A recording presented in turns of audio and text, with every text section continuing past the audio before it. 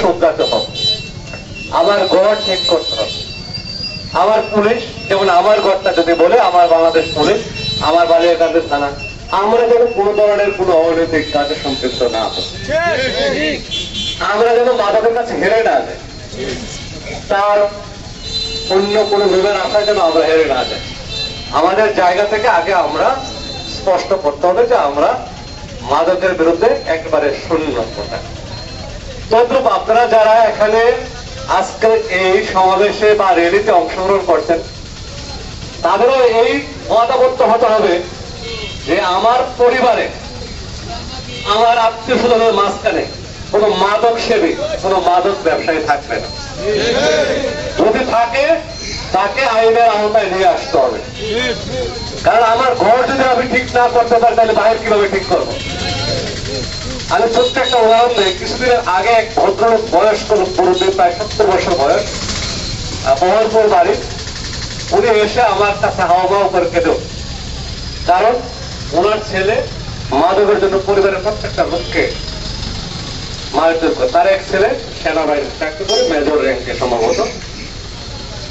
ওই ছেলেটা ঝিনাইদহ ক্যাডেট কলেজে লেখাপড়া করতো, ওইখান থেকে সে চলে আসছে। মাদকের এত ভয়াবহ অবস্থা তার উপর ধারণ করছে, সেটা কল্পনাই করা যায় না।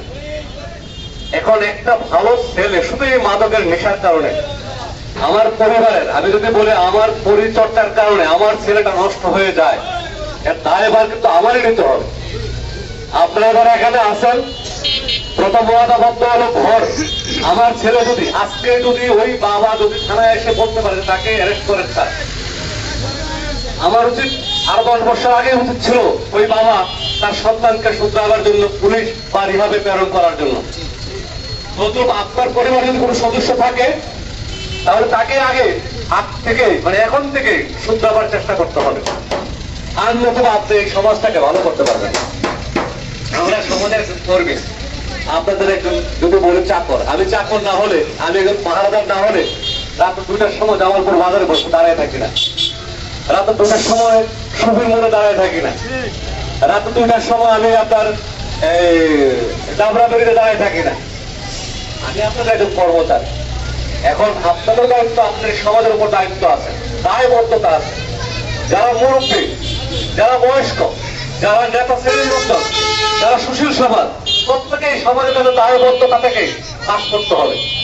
আমরা মাদক শুধু বললেই হবে না যে মাদকের উপর রেলি দিলাম, আজকে চাঁদার বিরুদ্ধে বললাম, বক্তব্য বললাম, কালকে আমার ছেলে গিয়া একটা চাঁদাবাজি করতেছে, মাদক খাচ্ছে, আর বন্ধুদের সাথে বসে আড্ডা দিচ্ছে। আমরা এখানে যারা আজকে রেলিতে ছিলাম, আমি আশা করব কোন বন্ধু বান্ধব যদি দাওয়াত দেয়, নিমন্ত্রণ করে যে আজকে তো কালী পূজা, চল দোস্ত একটু খেয়ে নে, এটা যেন না করে। আমার ঘর ঠিক করতে হলে আমি আগে ঠিক করতে হবে। আপনারা যারা আছেন, আমাদের তরফ থেকে আসলে আমরা 5 তারিখের পরে ওইভাবে আমরা নামতে পারি নাই মাঠে। তারপরে জামালপুর থেকে মোটামুটি 2-3টা অভিযান করছি আমরা, ছোটখাটো একটা, যদিও বলবো মহসল এলাকার জন্য 300-400 পিস ইয়াবা অনেক বড় একটা অভিযান। 300-400 পিস ইয়াবা আমার দৃষ্টিকোণ থেকে বড় অভিযান। তো আলহামদুলিল্লাহ আমি বলবো গত মাস থেকে, তার আগের মাস থেকে শুরু করছি। গত মাসে আমি 5টা মামলা দিচ্ছি, এই মাসে অলরেডি 3টা। কালকে আমি 2 করে হেরোইন পাইছি। হেরোইন যে কত খারাপ জিনিস, যে সেবন করে তার জীবন শেষ, তার পরিবার শেষ। একজন লোককে ধরলাম 2 পুরে হেরোইন পাইছে, তো 2 পুরে হেরোইন এখন সবাই 2 পুরে হেরোইন ছেড়ে দেন। আরে বাবা, সে তো হেরোইন ব্যবসা করে, তাহলে আমি 2 পুরে ছাড়বো কেন? ভালো লোকে আমার কাছে করতেছে ছেড়ে দেওয়ার জন্য। আমি সরি, আমাকে মাফ করবেন। যদি 1 পুরে হেরোইন হয়, যদি মামলা হওয়ার নিয়ম থাকে, তাহলে সেটা মামলা হবে। সেটা আমি কোর্টে পাঠাইছি। এখন আদালত যদি মনে করে 2 দিন ছেড়ে দেবে, সেটা আদালতের ব্যাপার। 5 দিন পরে ছেড়ে দেবে, আদালতের ব্যাপার। কিন্তু আমার কাছ থেকে ছাড়ার কোনো সুযোগ নেই।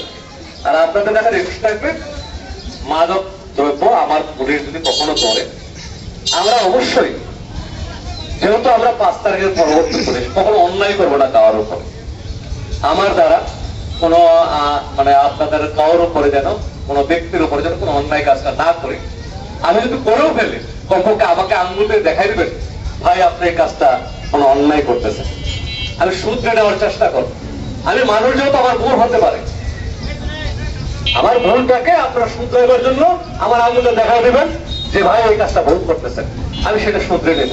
একটা অন্যায় একটা মামলা করলো, মামলা করার মধ্যে মামলাটা দিচ্ছি যে ভুল বেশি, হয়তো যাকে আসামি করার মতো তাকে না করে অন্য আসামি করছে।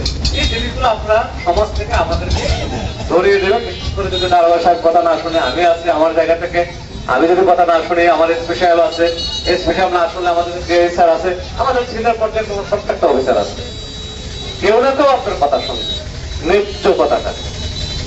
তাই মাদকের ব্যাপারে আর বলার কিছু নাই।